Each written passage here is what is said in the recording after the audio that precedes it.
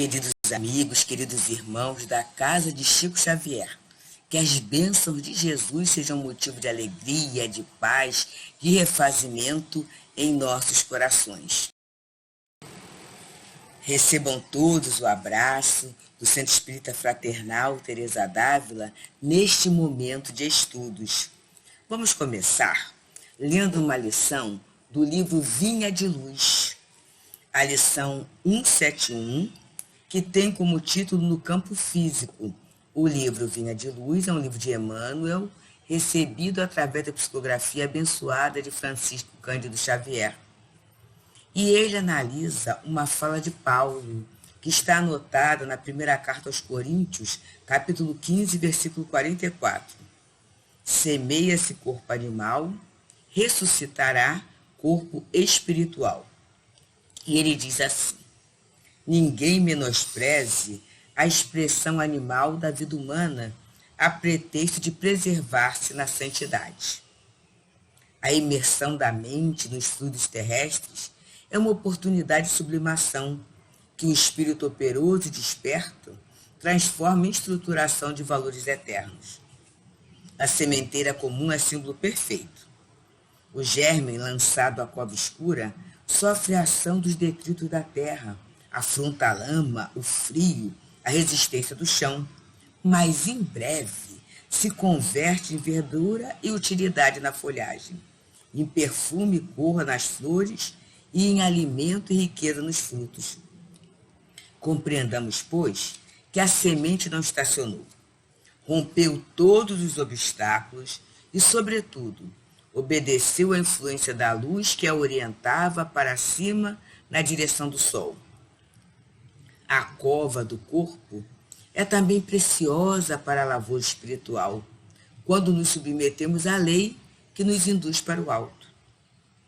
Toda a criatura, provisoriamente algemada à matéria, pode aproveitar o tempo na criação de espiritualidade divina.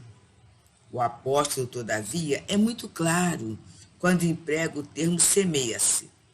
Quem nada planta, quem não trabalha na elevação da própria vida, coagula a atividade mental e rola no tempo a maneira de seixo que avança quase inalterável, a golpes inesperados da natureza.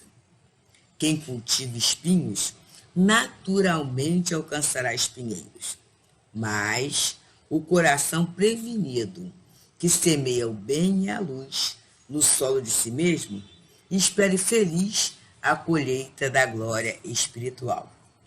E com essa lição de preparo, vamos nos reunir fazendo a nossa prece, dizendo assim: Deus, Pai de todos nós, Jesus, amigo querido, irmão maior, estamos todos nós reunidos a fim de estudarmos a doutrina espírita, que revive o teu evangelho, que revive a tua presença junto a todos nós. E nós rogamos, Senhor, que tu possas nos abençoar.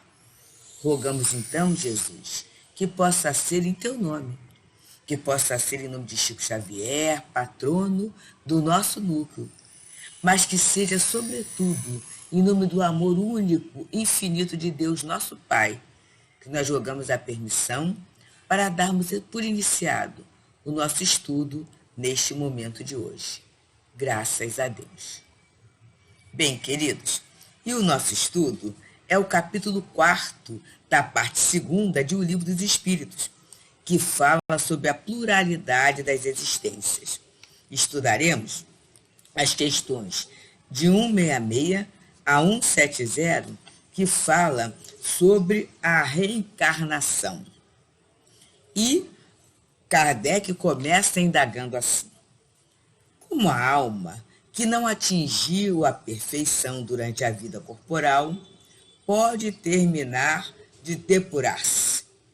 E aqui nós temos uma fala, uma questão muito boa que tem a ver com a nossa página de preparo, né? Nessa lição 171, em que o nosso querido Paulo de Tarso, né?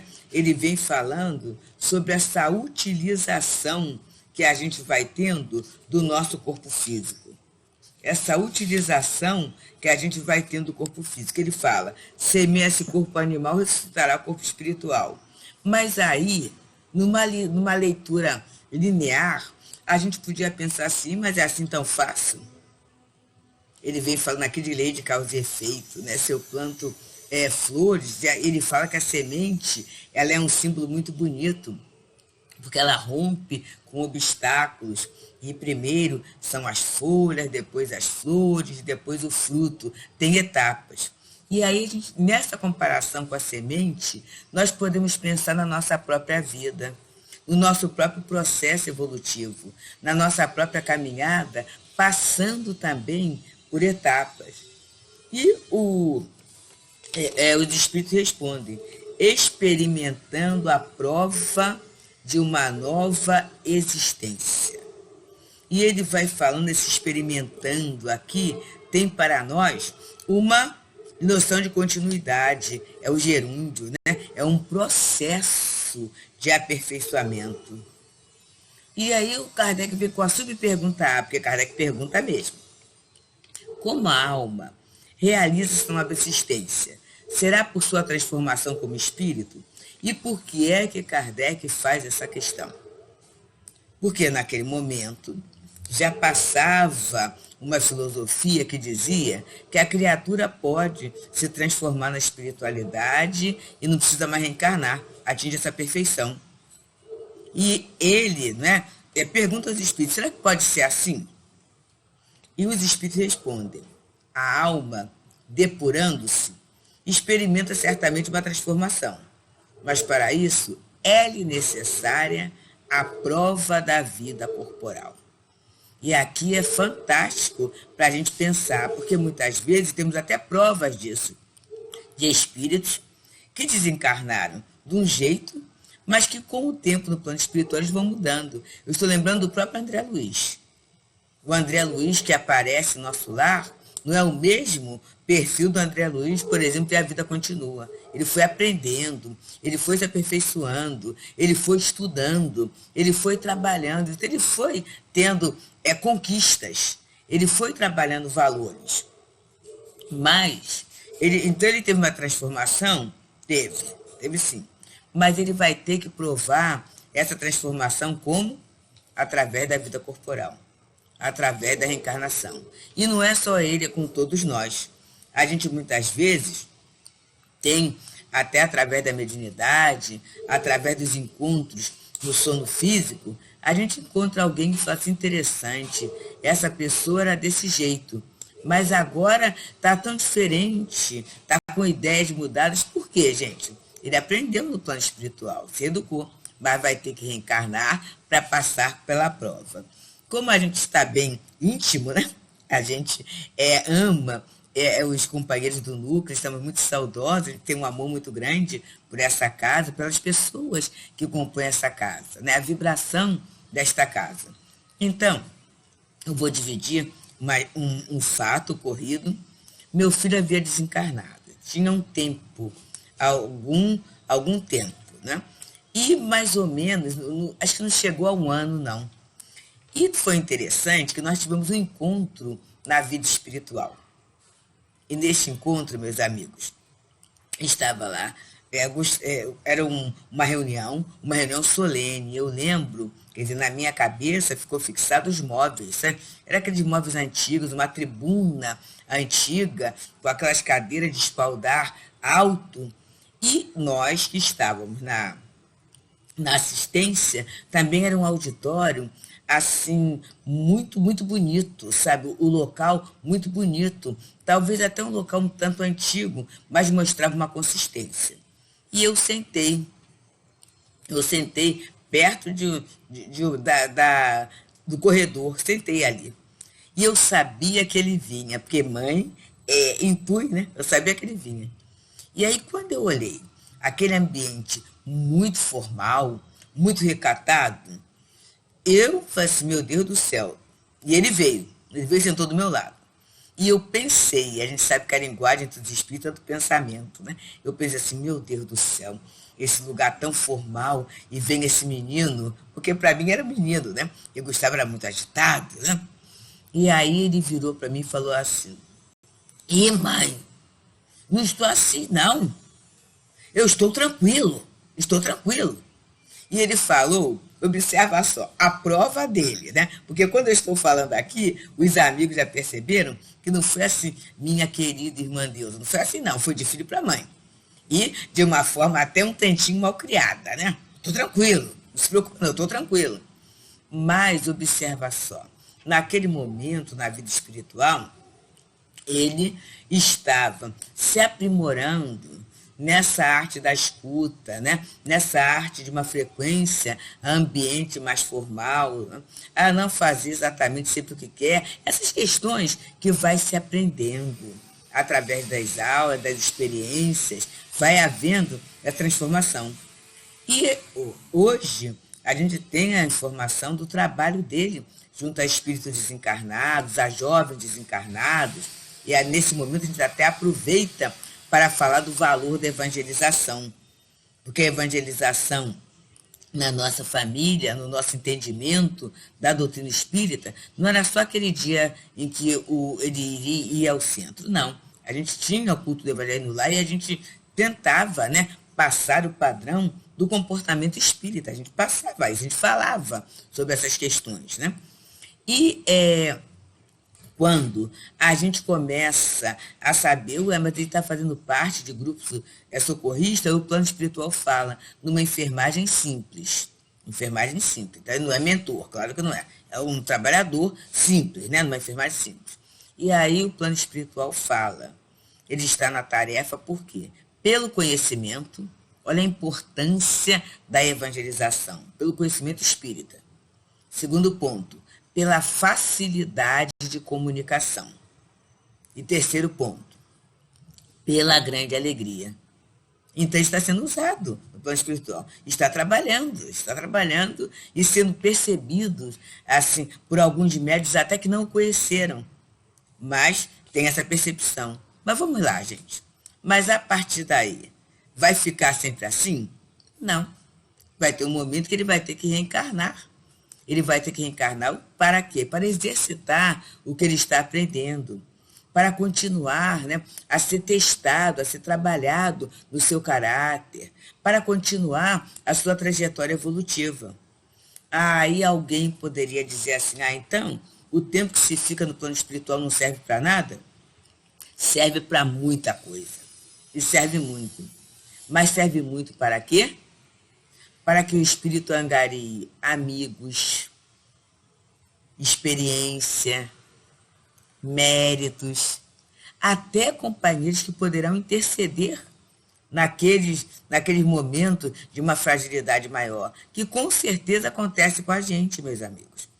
Quantos de nós somos alertados pela intuição, somos alertados através do sono físico, quanto a uma escolha que não seria melhor dentro da nossa trajetória reencarnatória? Quantos de nós?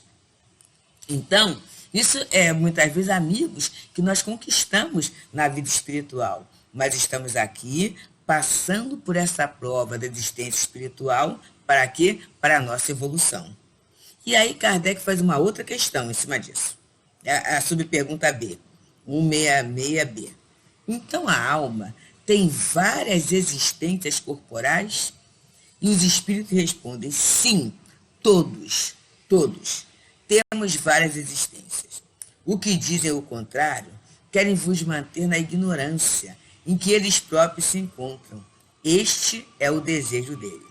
Então ele está falando todos para dizer o quê, meus amigos? Que a lei de Deus é única. Ela não tem exceção. Todos nós passaremos por várias reencarnações. Todos nós é a lei. Esta é a lei de Deus. E aí ele fala, né, que aqueles que querem nos manter na ignorância, né, em que eles próprios se encontram, esse é o desejo dele. Por que os espíritos falam isso? Porque alguns espíritos, na vida espiritual, eles negam a reencarnação. Assim, não existe isso não, de jeito nenhum. E aí, alguns companheiros que fazem parte do trabalho da reunião mediúnica, do atendimento espiritual, até sabem disso, deve estar até sorrindo, mas é mesmo, né? O espírito não aceita. E muitas vezes não aceita, ele fala da ignorância em que eles próprios se encontram. Eu lembro de ter intermediado uma comunicação muito interessante, gente. Ali eu até pensei, falei assim, olha, se eu tivesse dúvida quanto ao trabalho mediúnico, né, a dúvida se dissiparia, porque assim, mesmo o dialogador explicando sobre a reencarnação, eu não consegui entender. E isso não é algo, eu tenho certeza que não é meu, porque esse conceito é um conceito que está assim, muito firmado, muito trabalhado. Né? A gente que passou por evangelização, por mocidade espírita, são conceitos muito consolidados em nós, são ideias consolidadas em nós. Mas o espírito não conseguia entender. Então vamos lá. Aquele companheiro espiritual, que naquele momento ele não consegue entender, se ele passar uma comunicação, o que ele vai dizer? Olha, essa reencarnação é uma ideia que não existe, não. Não existe, não. Porque é contrária a isso, é contrária àquilo, ele vai ter uma argumentação, né? Porque cada espírito é uma individualidade. Então, daí João falar, filhinhos, não creais em todos os espíritos, antes provai se eles são de Deus. Porque o espírito ele pode trazer uma opinião pessoal que necessariamente não será uma opinião doutrinária. É de acordo com o ponto de vista, com o entendimento a que ele chegou. E Kardec, então, faz outra pergunta. Olha só, gente. Essa questão, como a alma que não atingiu a perfeição durante a vida corporal pode terminar de depurar-se, deu a Kardec ensejo a 3 perguntas. Ele vem para subir pergunta C. Parece resultar deste princípio que a alma, depois de ter deixado um corpo, toma um outro, ou melhor dizendo, que ela reencarna num novo corpo. É assim que se deve entender? E aí o Espírito fala, é evidente. É evidente. Então aqui ele acaba com essa questão, mas para ficar bem claro, o que é a reencarnação? Como é que a doutrina espírita explica a reencarnação? O espírito, ele toma um outro corpo, para quê? Para continuar a sua depuração, para continuar o seu processo evolutivo. E isso é a lei. Todos os espíritos passam por este processo. Todos eles. E isso, aí ele vai, então, na 167, dizendo assim, qual o objetivo, então, da reencarnação? Expiação. Melhoramento progressivo da humanidade. Sem isto, onde estaria a justiça? Então é muito interessante essa expressão expiação, e a gente trabalha isso, né? É assim, ela vem de um radical grego que é o pi, que quer dizer pus. Então, esse movimento para fora. Então, o que é expiação? É a ação de colocar o pus para fora. E o que é o pus? O pus, ele mostra uma infecção. Ele mostra, né, uma anomalia dentro do organismo, que é algo que não está bom. E vamos perceber, então, a reencarnação nesse aspecto, né? A gente vai eliminar algo que não está bom. E o que não está bom? É aquilo que está atravancando o nosso processo.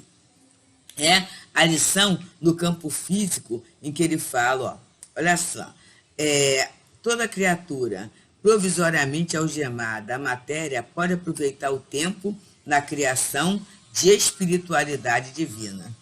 Então, a gente fica presinho aqui, para quê? Para melhoria. É só para melhorar, meus queridos. É isso. E quando a gente melhora, a humanidade vai melhorar sim, porque a humanidade é composta dos homens.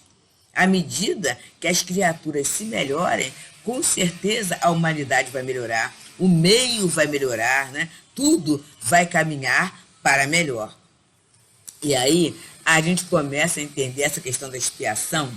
Tem um livro muito antigo, mas muito interessante, de Eliseu Rigonati, cujo nome é Vidas de Outrora. E ele conta a história daquele senhor. Aquele senhor que era um fazendeiro lá de Ilhéus, muito próspero na cultura do cacau. E nesse momento, né, ele começa a ver que ele ensinou o filho, ele passou para o filho o trabalho administrativo, e ele então fala assim, está na hora de viajar, porque ele sempre sonhou em viajar. Mas graças aos compromissos que ele possuía na administração da fazenda, ele nunca viajava, mas ele guardava os prospectos de viagem. Então, naquele momento, ele está pensando, né, na viagem, está lá na sua varanda, na sua vasta varanda da sua casa, e está olhando os prospectos de viagem, começa por aqui, começa por ali, primeiro pelo Brasil, depois pelo exterior, está planejando isso. E vem o filho. E o filho fala assim, aí papai, está o senhor viajando pelo mundo sem sair da varanda? E ele fala assim, não, dessa vez eu e sua mãe iremos sim. E você já está maduro o suficiente para dar conta das atividades aqui da fazenda. E assim ele começa, né, a ligar para as companhias de viagem para planejar aquele sonho de uma vida toda, né? Uma vida de trabalho, uma vida de luta e uma vida assim honesta. Foi a construção do patrimônio da felicidade material dele. E aí, meus amigos, ele, quando está tudo pronto para viajar, ele começa a sentir uma dor. Uma dor, né? Nessa questão gástrica, e uma dor, vamos dizer assim, uma disfunção mesmo na sua questão digestiva. Como homem da roça, né? Ele começa a tomar chazinho. Chazinho de folha de goiaba, chazinho de boldo, chazinho de loz, né? Tomando esses chás. Mas não resolvia. Ele não conseguia se alimentar direito, né? Tudo que ele comia ele eliminava, sem contar das dores. E então ele vai ao médico de Ilhéus. E o médico de Ilhéus detecta, né, pela simples apalpadela, que a situação é muito grave. E ele então é mandado para Salvador, para um grande hospital para Salvador. E ali para ser feita a cirurgia. E a cirurgia é feita.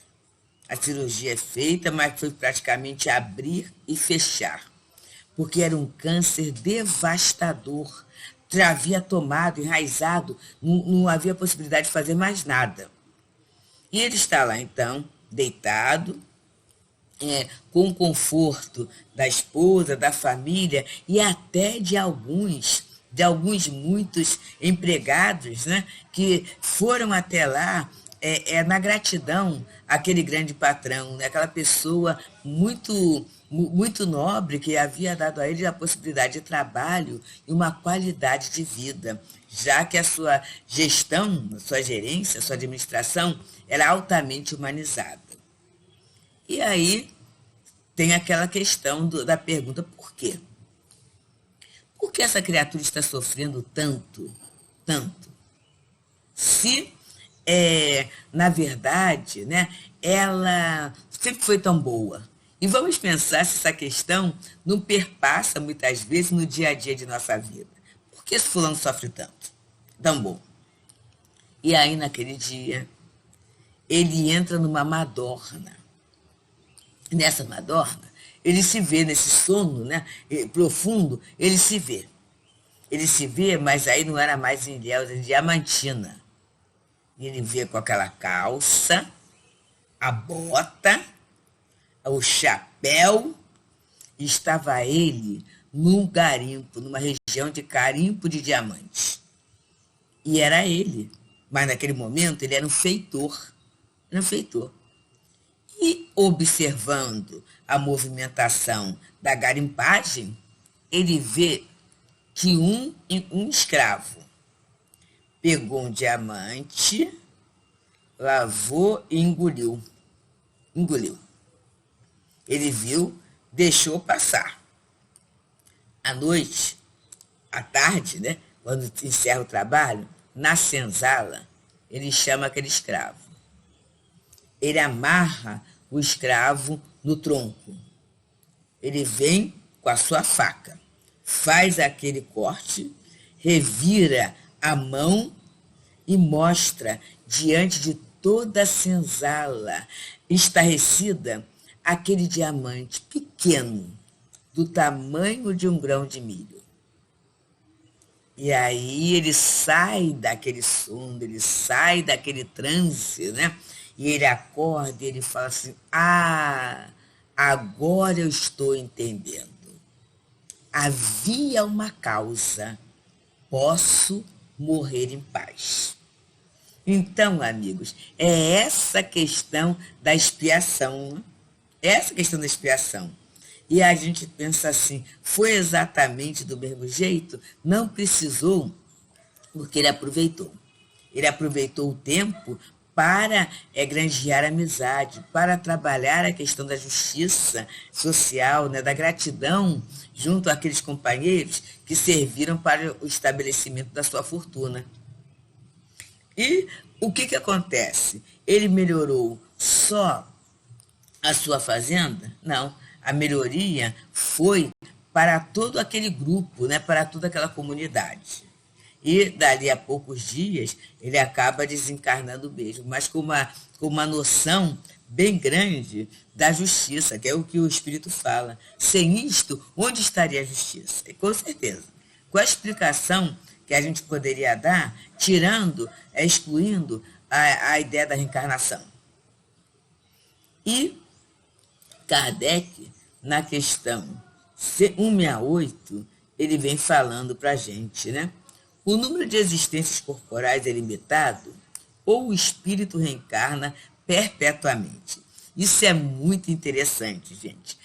Alguns companheiros espiritualistas, né, que abraçam o entendimento da vida através de alguns aspectos da astrologia, eles falam, né, que, por exemplo, peixes seria a última reencarnação. Seria a última reencarnação da pessoa. Então, a pessoa teria, na verdade, só 12 reencarnações, né? Através dos signos. E peixe seria a única. E aí, eu tenho, né, uma irmã que ela é de peixes, nasceu em março, e ela fala assim, já pensou se isso... E ela é espírita, né? Ela passou por evangelização infantil, por evangelização juvenil, aprendeu a doutrina. Aí você já pensou, Deus, se isso fosse verdade? Imagina só quanta coisa que eu tenho que melhorar, quanta coisa que eu tenho que aprender, eu estaria muito mal. Eu estaria muito mal. Então, esse número é limitado, tem um número certo, e os espíritos respondem. A cada nova existência, o espírito dá um passo no caminho do progresso.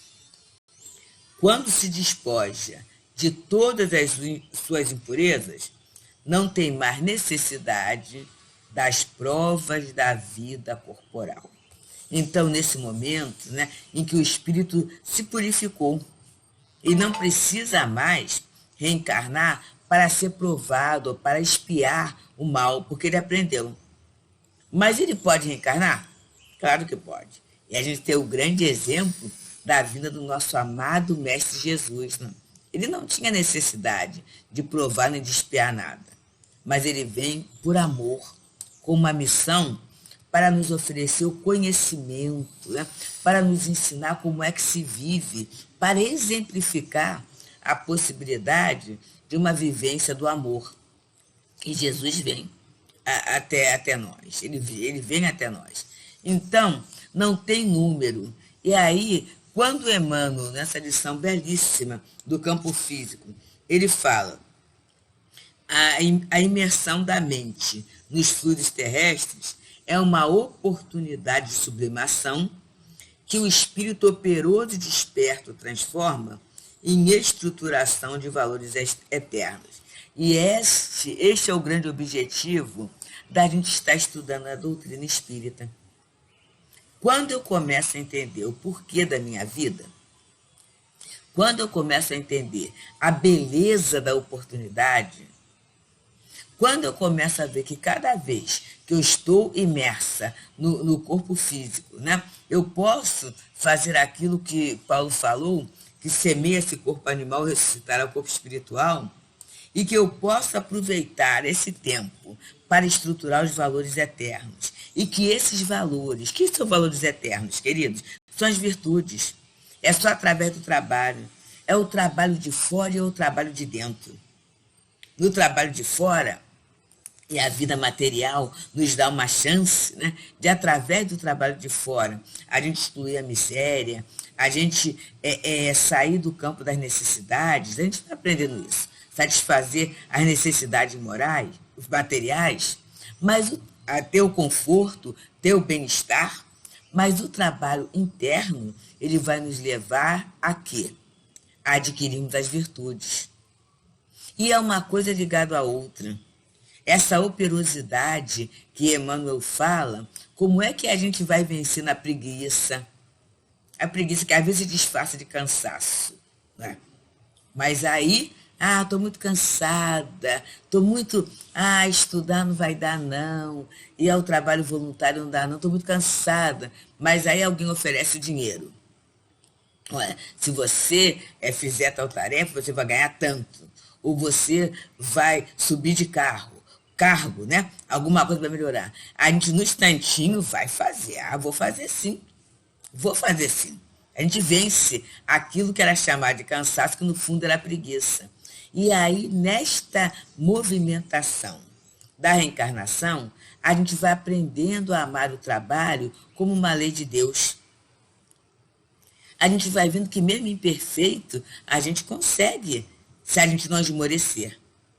Como diz Maria Dolores, lá na sua poesia Palavras da Vida, ela diz assim: nunca esmoreças, trabalho aprimora o mundo todo. Quanta flor nasce do lodo, quanto amparo vem da dor. Olha só. Então, é esse trabalho que faz o aprimoramento do mundo. E olha aquele conceito que ele diz, que a reencarnação ela vai dar o aprimoramento individual, mas também o aprimoramento da humanidade. Olha que beleza é esse aprendizado, né? A gente vai aprender a conviver. E quando a gente aprende a conviver pela necessidade da vida social, a gente vai quebrando a concha do egoísmo. Porque aí, para conviver, eu vou ter que ver o outro. Eu vou ter que começar a entender como o outro pensa. Eu vou começando a aprender a respeitar as escolhas do outro, mesmo que eu não concorde. Eu vou desenvolvendo o sentimento do amor, que é esse sentimento trazido por Jesus, quando ele nos falou: nisto todos reconhecerão que sois meus discípulos, se vos amardes uns aos outros. Olha que aprendizado fantástico a gente vai tendo. Olha que aprendizado lindo a gente vai tendo. Então, a gente vai adquirindo virtudes, né? O altruísmo, o orgulho também. A reencarnação vai cortando. Quando eu vejo que não adianta eu julgar pela aparência, que existe muita gente melhor do que eu não sou a palmatória do mundo, né? O guia e o modelo que nós reconhecemos enquanto estamos aqui encarnados durante muito momento é Jesus. E aí eu vejo assim, meu Deus, quanta coisa eu tenho que aprender. Embora Jesus tenha falado que nós poderemos fazer tudo aquilo que ele faz, e até muito mais, mas vamos pensar, né? Quanto eu tenho que evoluir para fazer aquilo que Jesus fazia do jeito que ele fazia, com o mesmo sentimento, com a mesma honra, com o mesmo cuidado, com o mesmo amor. Então a gente vai aprendendo através das reencarnações, não é numa só, a nos trabalharmos, a nos despojarmos dessas impurezas. E aí é muito lindo, porque essas impurezas atrapalham a nossa felicidade. Como cada um de nós traz um irresistível desejo de ser feliz, então a própria lei da vida, né, vai nos levando a termos essa lógica, a termos essa operosidade que Emmanuel fala ali, a esse trabalho, para chegarmos a cada momento, para nos sentirmos a cada momento mais felizes, mais ajustados com a lei de Deus. E ele pergunta na 169, o número das encarnações é o mesmo para todos os espíritos? E ele coloca, não. O que caminha mais rápido poupa-se das provas. Todavia, Essas encarnações sucessivas são sempre muito numerosas, pois o progresso é quase infinito, né? É assim, né? A gente hoje, pela própria ciência, pelo próprio conforto que nós temos, a cada momento a gente tem que aprender mais um pouco, né? Quantos de nós, né, que não dominávamos essa tecnologia de gravação? E aí veio a necessidade, porque senão a gente não teria a oportunidade do trabalho. Então a pandemia, ela nos levou a quê? A aprender, a ter um esforço do aprendizado. E aí quando a gente aprende e acha que já aprendeu muito, aí tem outros desafios. Ele fala assim, eu tenho que aprender. Como é que eu faço isso? Como é que eu faço aquilo? E a gente vai trabalhando. Eu estou falando só no setor, que é a questão da tecnologia. Vamos pensar, meus irmãos, em termos da evolução moral. A gente não vai parar, porque adquiriu um pré-requisito, virá outro, e mais outro, e mais outro, e aí a gente vai vendo que é infinito. É infinito essa possibilidade de nós crescermos. E alguém poderia falar assim, mas então vai chegar uma hora que a gente vai encontrar Deus, vai esbarrar, né? E eu lembro de Jorge Andréia falando para nós, no CERJ, no encontro de preparação para uma Comerge, em que ele falou assim, né? Ele fez o símbolo no quadro, Deus é o infinito.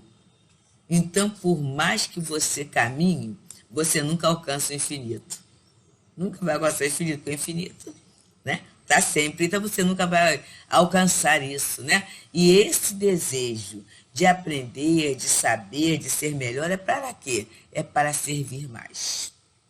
Não é para humilhar o outro, não é para se comparar com o outro, mas é para a gente servir cada vez mais e melhor. Isso, né? E é por isso que Kardec pergunta na 170, o que se torna um espírito depois da sua última encarnação? E a resposta é, espírito bem-aventurado, ele é espírito puro. Quer dizer, quando ele fala aqui da última encarnação, são essas reencarnações para aprendizado, né? Essa encarnação para eliminar de impureza, tudo isso. Então, é um espírito puro, né? E aí a gente vai para a questão 171, justiça da reencarnação. Em que está fundamentado o dogma da reencarnação? E aí, quando ele fala aqui a expressão dogma, né? O que a gente pode entender com dogma? Uma das interpretações é uma verdade insofismável. É algo, não é algo que não precisa ser provado, não. É um ponto fundamental para o entendimento. Então, fica muito difícil eu ser espírita se eu não aceito, não entendo a reencarnação. Porque isso é uma pedra angular, né? Um ponto básico. Por quê? Através da reencarnação, eu vou entender a justiça de Deus.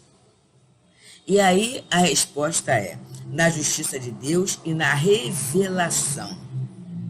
Hoje vos repetimos incessantemente, um bom pai deixa sempre aos seus filhos uma porta aberta para o arrependimento. Então ele vai falando assim, na justiça de Deus, tudo bem, a gente contou o caso do fazendeiro, né? Fantástico, muito bom mesmo. Mas falando na revelação. Na revelação, por quê? Jesus fala, e vamos trazer aquela expressão de Jesus sobre o que dizem que eu sou.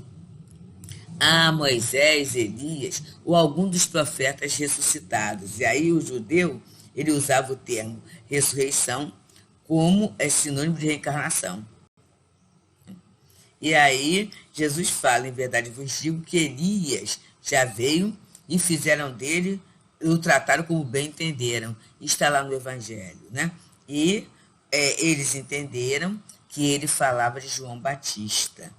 Então, João Batista acabou de ser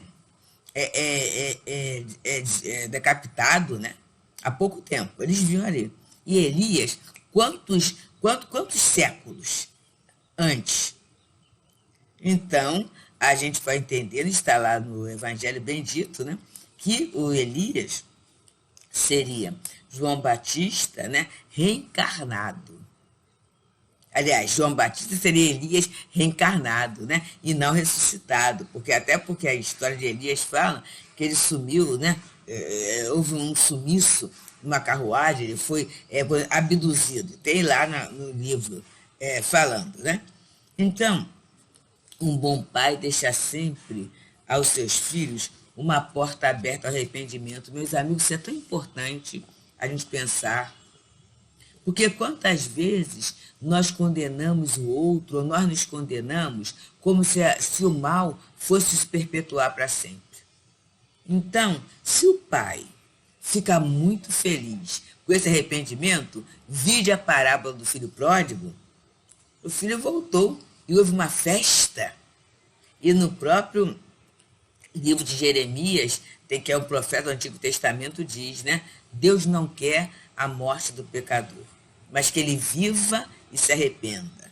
E a gente sabe que a vida é uma só.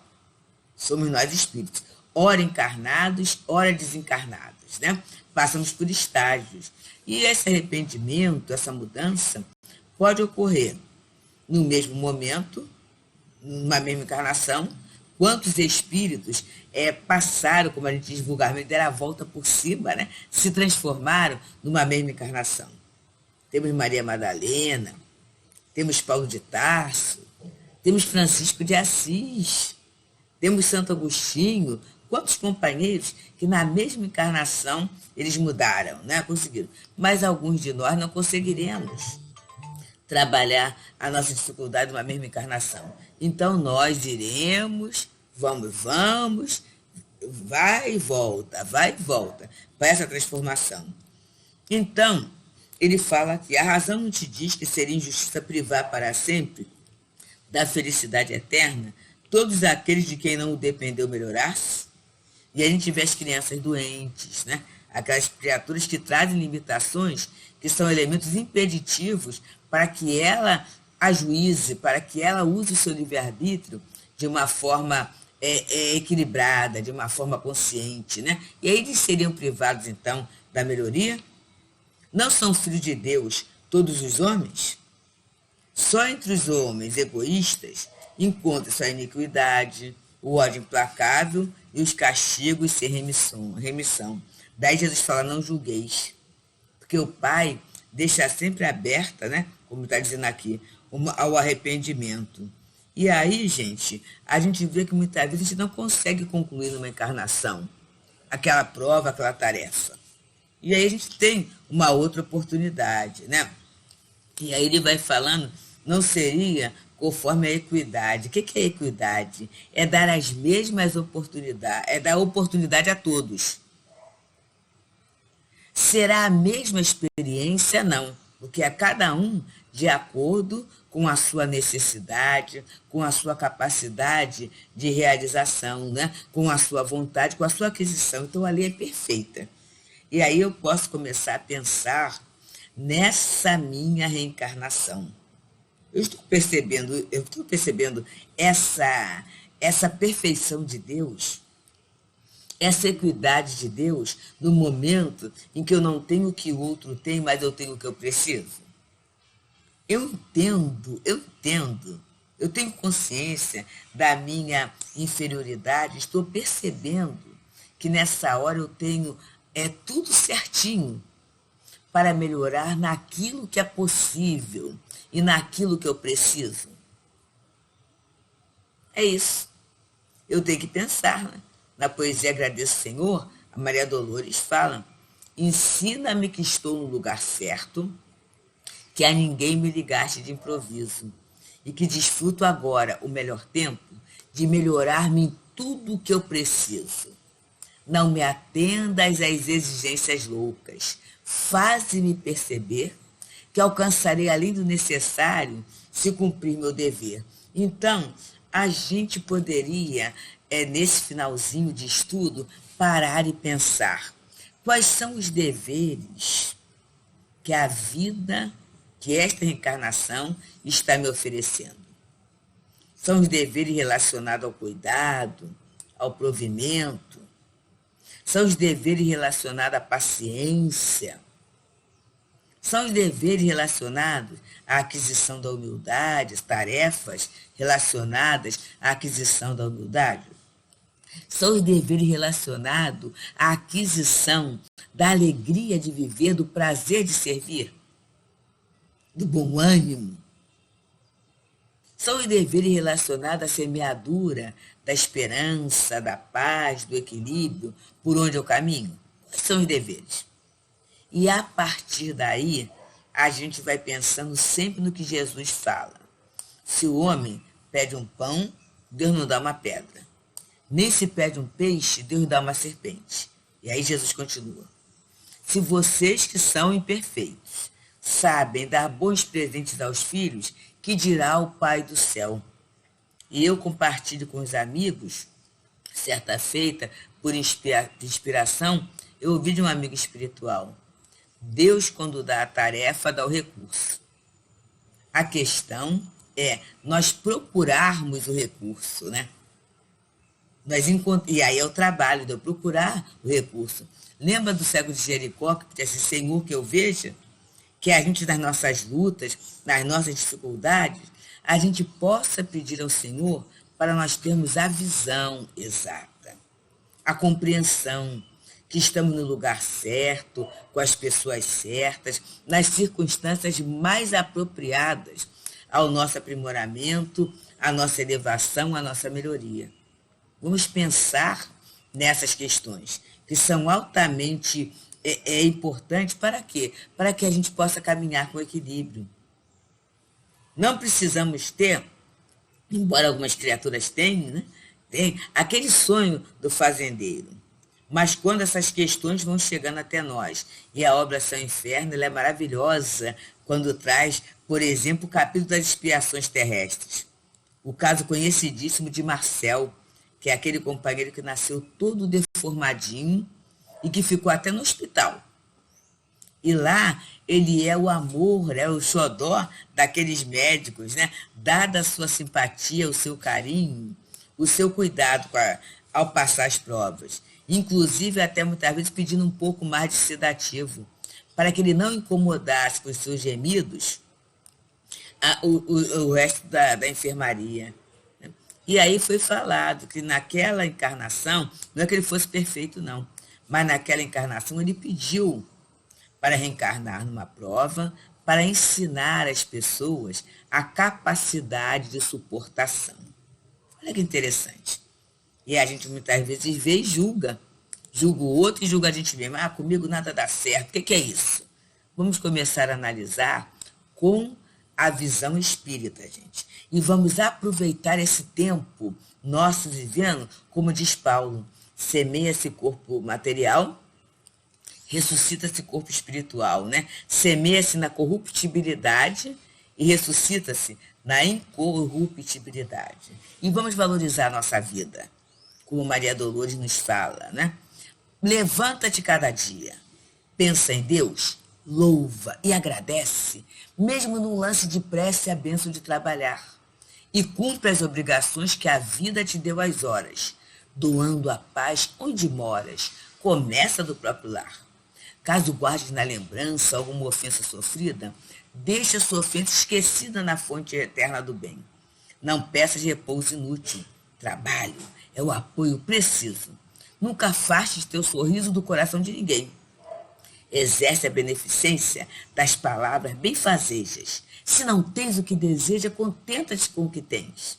Às vezes, para quem sofre, a palavra de alegria, no abraço de simpatia, será o melhor dos bens. Nunca esmoreças. Trabalho aprimora o mundo todo. Quanta flor nasce do lodo, quanto amparo vem da dor. Ergue, educa, aperfeiçoa, na fé viva que te alcança, e entre as luzes da esperança, constrói o reino do amor.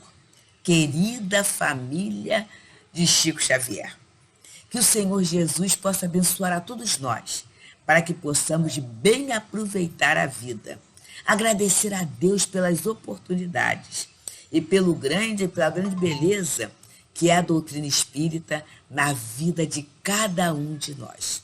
Que Jesus abençoe o coração de cada um muita paz.